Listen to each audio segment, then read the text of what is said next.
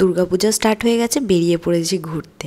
আমি দ্বিতীয় দিন থেকেই বেরিয়েছি, দ্বিতীয়াতে বেরিয়েই দেখি এতটা ভিড়। আর এইটা তো সব থেকে বেশি ট্রেন্ডিং প্যান্ডেল এটা, যেটা আমি দেখতে গেছিলাম। আমি দ্বিতীয়ার দিনই চলে গেছিলাম, ভেবেছিলাম ফাঁকায় ফাঁকায় দেখে আসবো। তো চলো, তোমরা কারা কারা জানো, কারা কারা দেখেছো এই প্যান্ডেলটা, আমাকে কমেন্ট করে জানিও। আর কেমন লেগেছে সেটাও জানিও।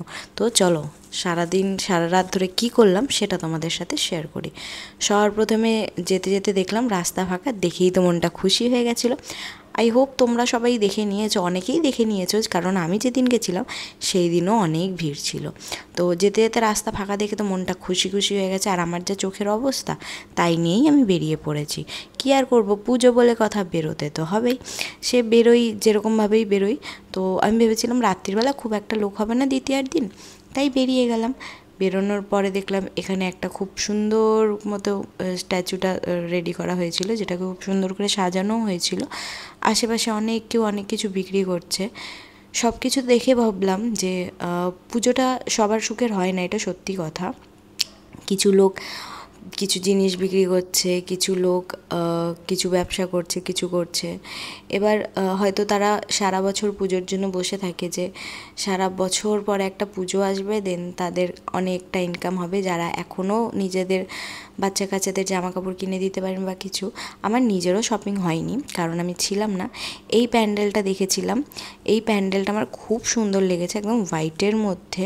ঠিক জায়গাটা বলতে পারবো না, কারণ আমি বাইকে করে গেছিলাম, তো আমার আইডিয়া নেই।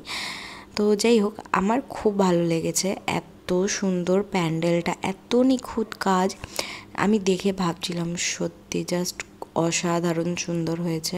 আর এত ভিড় দেখে আমি যেতে পারছিলাম না। ভিড় দেখলেই আমি জানি না কেন আমার শরীর খারাপ করতে লাগে, বুঝতে পারি না ব্যাপারটা। মানে ভিড় দেখলেই আমার সাফোকেশন হতে স্টার্ট হয়, যে কারণে আমি দুর্গাপুজোর সময় বেরোই না খুব একটা। ফাঁকায় ফাঁকাই এই 1-2 দিন 3 দিন, হার্ডলি পঞ্চমী পর্যন্ত আমি ঠাকুর দেখি, তারপর না, তারপরে চলে গেছি। বড্ড জোরে খিদে পেয়েছিল খেতে, সেটা এসেছিলাম পাপড়ি চাট। আর আমার না পাপড়ি চাটটা আলাদা রকমভাবে বানাতে বলি, কারণ আমার পাপড়ি চাটে আমি দই দিতে বলি। চাটনিটা যেটা দেয় না, রেড চাটনিটা, সেটা একদম কম, কারণ আমার রেড চাটনিটা খুব একটা ভালো লাগে না। এবার আমার তো আধখাচড়া হয়, স্বাভাবিক সেটাই। তো আমি তারপরে খাওয়া দাওয়া হয়ে গেছে, দেন ভিডিও করতে ভুলে গেছিলাম, তারপরে খেয়ে নিয়েছিলাম একটা জলের বোতল নিয়ে জল, কারণ হচ্ছে খুব খুব বেশি ঝাল হয়ে গেছিলো। আর পাশের যে একজন যাচ্ছে, উনি তো আমার ক্যামেরার থেকে নজরই সরছে না। আর এখানে গেটটা খুব সুন্দর করেছিল। আর এখানে এসে তো আই অ্যাম জাস্ট অবাক, আমি অবাক।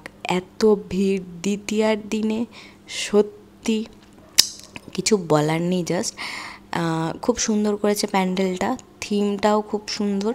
মানে দেখে তোমরা স্যাটিসফাইড হবে, এতটুকুনি আমি বলতে পারি।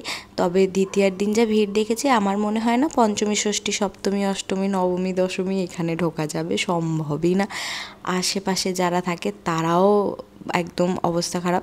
এখানে আগেরবার রাম মন্দির দেখতে গিয়ে আমার যে অবস্থা হয়েছে, বাবা, আমি তো আজীবন ভুলবো না। সেই ভেবেই আমি ভেবেছিলাম যে না, যাব না। উই ওয়ান্ট জাস্টিস এখানে দেওয়া রয়েছে, পুজোর মধ্যেও মানুষ জাস্টিসে রয়েছে, এটাই স্বাভাবিক, থাকাটা দরকার।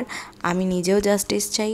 যাই হোক, জাস্টিস যেদিন পাওয়া যাবে সেদিন নিশ্চয়ই গিয়ে হবে। আর জাস্টিস পাওয়াটা খুব দরকার, কারণ যেটা হয়েছে সেই ঘটনা খুবই বাজে।